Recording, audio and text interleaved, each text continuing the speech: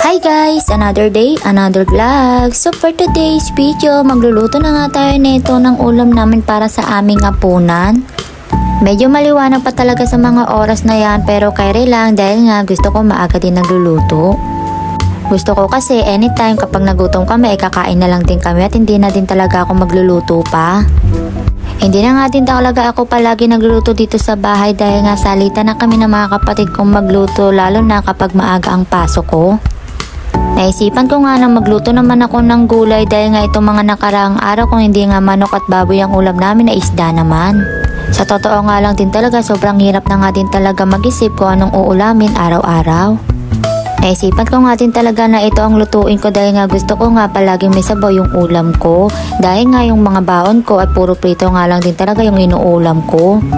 Sobrang aga ba naman kasi ng pasok ko kaya naman kahit ako tinatamad nga din talaga kung magluto ng ulam kahit pa yung kanin. Kaya madalas kapag wala akong baon na kanin ay nagka-cup noodles na nga lang din ako para naman mabusog din ako at para may sabaw din.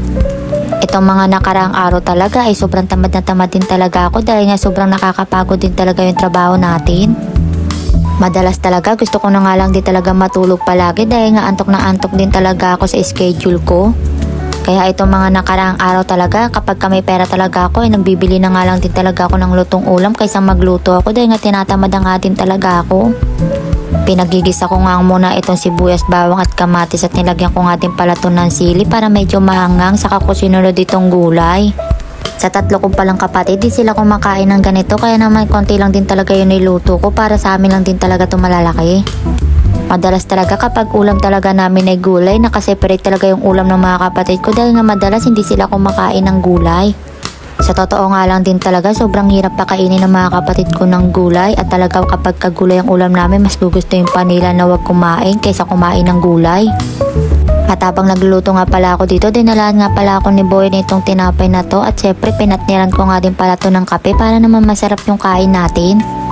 Coffee is life nga pala ang iyabab na to kaya naman hindi talaga mabubuo ang araw ko kapag walang kape lalo na kapag may partner na tinapay.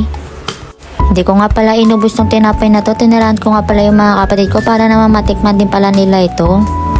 Kapag nandito din pala talaga ako sa bahay, minuto na lang din talaga akong gutom kaya naman maya't maya ako kumakain. Pinakuluan ko nga lang din pala itong ulam namin at maya maya na nga lang din talaga iluto na nga din talaga itong ulam namin. Hinaluan ko nga din pala ng sardinas at miswa itong aking gulay para naman medyo masarap-sarap din talaga ito. Kaya naman dito ko na nga tatapusin ang aking video. Don't forget to follow and subscribe sa aking YouTube channel, Facebook page at huwag din kalimutan i-share itong aking video. Thank you for watching!